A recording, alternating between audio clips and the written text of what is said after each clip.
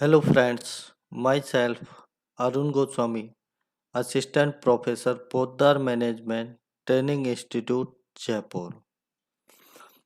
देखिए दोस्तों, पिछले वीडियो में हमने मौलिक कर्तव्यों के बारे में जाना था कि कौन कौन से मौलिक कर्तव्य हमें भारतीय संविधान द्वारा प्रदान किए गए हैं। आज का अपना विषय है वुड का घोषणा पत्र, वुड डिस्पैच। देखिए दोस्तों, वुड का घोषणा पत्र एक शिक्षा को लेकर था। शिक्षा में क्या परिवर्तन किया जाए, भारतीय जो शिक्षा पद्धति है उसमें क्या परिवर्तन लाया जाए जो अंग्रेजी सरकार को सहयोगकारी हो। उसके लिए 1854 में वुड घोषणा पत्र आया। वुड एक बोर्ड ऑफ कंट्रोल के अध्यक्ष थे। उनके नाम पर इस घोषणा पत्र का नामकरण किया गया कि इससे भारतीय शिक्षा में ऐसे परिवर्तन किए जाएं जो अंग्रेजी शासन को अपने अच्छे नागरिक दे सकें और अंग्रेजी शासन के लिए कर्मचारी अच्छे प्राप्त हो सकें। उसके लिए शिक्षा में बदलाव करने के लिए बोर्ड घोषणा पत्र आया। इसकी भूमिका देखते हैं कि कब से कैसे क्या बना ये। 1813 में सरकार ने भारतीय शिक्षा के संबंध में अपना प्रथम आज्ञा पत्र जारी किया। इसके पश्चात 1835 में मैकाले की सिफारिशों के आधार पर एक दूसरा आदेश पत्र प्रस्तुत किया गया। इसके पश्चात शिक्षा में विकास का प्रयास लगातार चालू रहा। देखिए दोस्तों, मैकाले ने 1835 में शिक्षा के लिए सिफारिशें की और उसके बाद ही शिक्षा पर इन लोगों का फोकस हुआ और तभी से शिक्षा में विकास के लिए लगातार प्रयास किए जाने लगे। 19 जुलाई 1854 में एक आज्ञा पत्र प्रसारित किया गया जो वुड घोषणा पत्र था। वुड घोषणा पत्र इसलिए था क्योंकि चार्ल्स वुड उस समय बोर्ड ऑफ कंट्रोल के प्रधान थे। उन्हीं के नाम पर वुड घोषणा पत्र का नामांकन किया गया।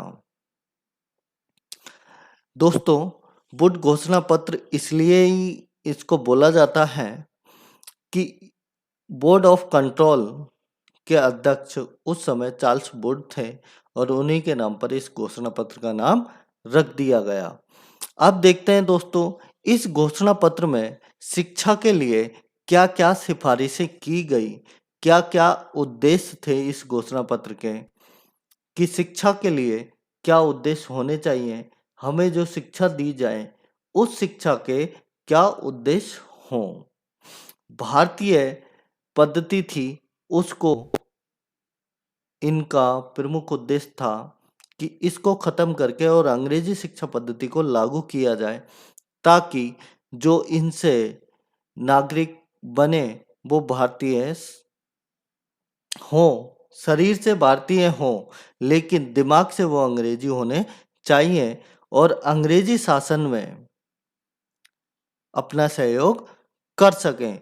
इसलिए 1854 में वुड घोषणा पत्र में शिक्षा को लेकर सिफारिशें की गई कि हमारी शिक्षा पद्धति कैसी होनी चाहिए। सबसे फर्स्ट, शिक्षा का उद्देश्य भारतीयों की बौद्धिक एवं चारित्रिक उन्नति करने के साथ ही ऐसे व्यक्तियों को तैयार करना था जो अंग्रेजी राज्य को भारत में सुदृढ़ बना सकें तथा विश्वास के साथ उन्हें सरकारी पदों पर नियुक्त किया जा सके।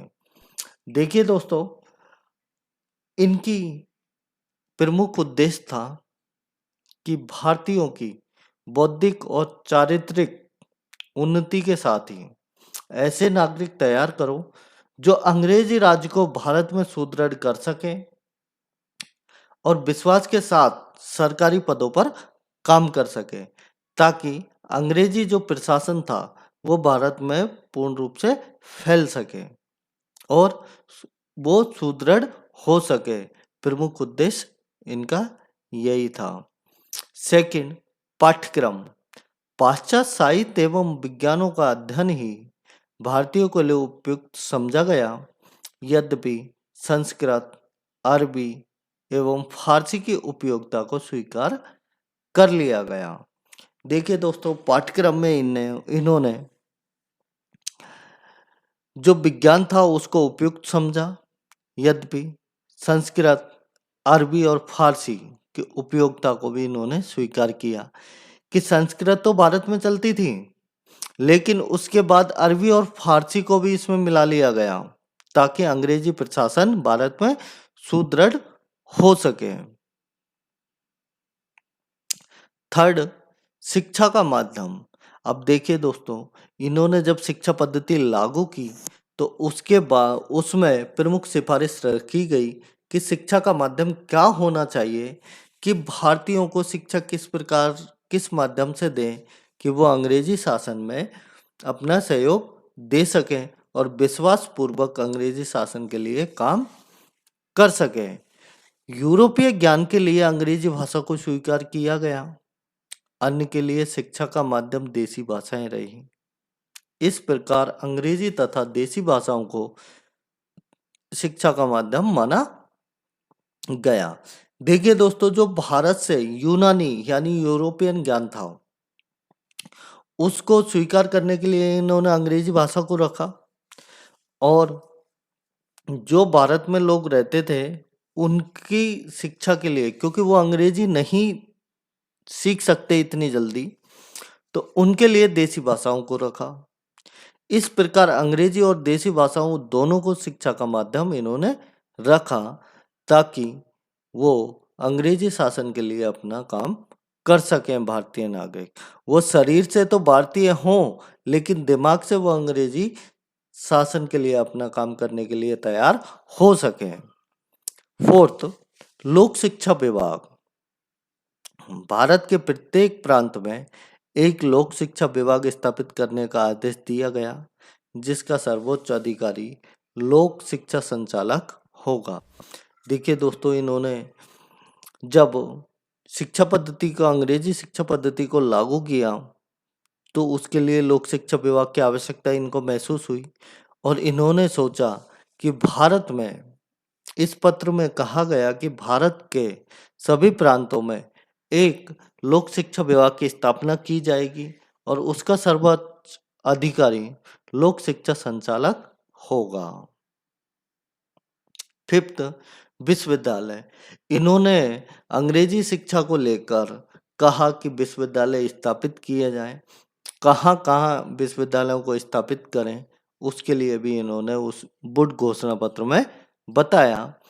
घोषणा पत्र में कहा गया कि उच्च शिक्षा प्रदान करने के लिए कोलकाता, मुंबई और यदि आवश्यकता हो तो मद्रास और अन्य स्थानों पर भी विश्वविद्यालय स्थापित किए जाएं। इन विश्वविद्यालयों का निर्माण लंदन विश्वविद्यालय को आदर्श मानकर किया जाए। देखिए दोस्तों, इन्होंने कहा, इस पत्र में कहा गया कि भारत में अंग्रेजी शिक्षा के लिए विश्वविद्यालय स्थापित किए जाएं, जिनमें कोलकाता और मुंबई का सबसे पहला नाम था, और यदि आवश्यकता हो, जनरेशन ज़्यादा हो, तो मद्रास तथा अन्य स्थानों पर भी विश्वविद्यालय स्थापित किए जाने चाहिए। और जो इन विश्वविद्यालयों का निर्माण किया जाएगा, इनका जो मैनेजमेंट होगा वो लंदन विश्वविद्यालय के आधार पर ही किया जाएगा। उसी विश्वविद्यालय को आदर्श मानकर करेंगे ताकि वो अंग्रेजी शासन के निर्माण में तथा भारत में अंग्रेजी शासन को सुदृढ़ करने में अपना सहयोग प्रदान कर सकें। क्रमबद्ध विद्यालयों की स्थापना। देखिए दोस्तों, इन्होंने शिक्षा के लिए एक क्रमबद्ध विद्यालयों की स्थापना करने का विचार किया कि शिक्षा को किस प्रकार एक नीचे लेवल से एक ऊंचे लेवल तक किस प्रकार अंग्रेजी शिक्षा को पहुंचाएं। तो इन्होंने सबसे पहले देसी प्राथमिक विद्यालय खोले कि जो विद्यार्थी सबसे पहले देसी विद्यालयों में अध्ययन करेंगे, उसके बाद में मिडिल विद्यालय होगा, मिडिल विद्यालय में अध्ययन करेंगे, उसके बाद में हाई स्कूल होगा, हाई स्कूल में अध्ययन करेंगे, उसके बाद कॉलेज होगा और उसके बाद विश्वविद्यालय होगा।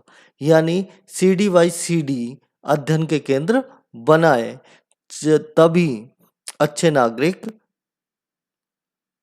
प्राप्त हो सकेंगे। ऐसा वुड घोषणा पत्र में विवरण दिया गया। 7 जन समूह की शिक्षा। अब इन्होंने कहा कि जिस व्यक्ति के पास धन होगा वो तो विद्यालय, विश्वविद्यालय, मिडिल स्कूलों में शिक्षा प्राप्त कर सकेंगे, लेकिन सारी जनता को शिक्षित करने के लिए कौन सी विधि अपनाई जाए, उसके लिए इन्होंने सिफारिश की जनसमूह शिक्षा की।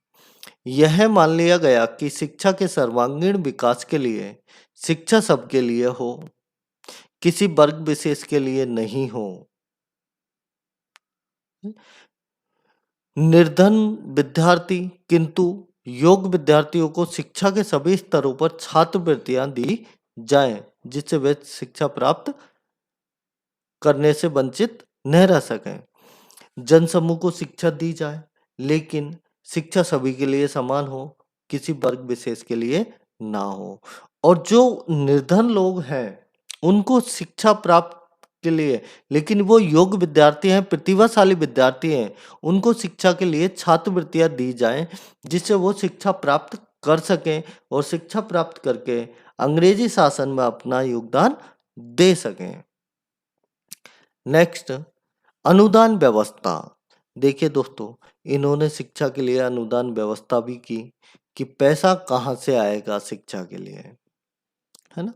बिना पर्याप्त धन के शिक्षा संबंधी समस्त कार्य संभव नहीं थे। अनुदान प्रणाली का सहारा लिया गया। सरकार की ओर से अनुदान स्कूल भवन, पुस्तकालय, छात्रवृत्तियां एवं अध्यापकों के वेतन आदि के लिए यह अनुदान केवल धर्मनिरपेक्ष संस्थाओं को देने की घोषणा की गई। इन्होंने एक अनुदान निश्चित किया कि यह अनुदान पुस्तकालय, छात्रवृत्तियों एवं अध्यापकों के वेतन के लिए देंगे, और ये केवल धर्मनिरपेक्ष संस्थाओं को देने की घोषणा की गई। जो धर्म का विरोध करते हैं उनके लिए नहीं है।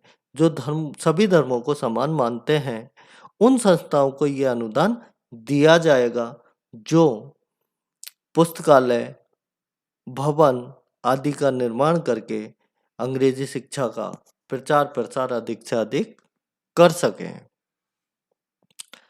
9 अध्यापकों का प्रशिक्षण। इस बात पर बल दिया गया कि भारत में शिक्षा की दशा सुधारने के लिए आवश्यक है कि अध्यापकों के प्रशिक्षण का प्रबंध किया जाए।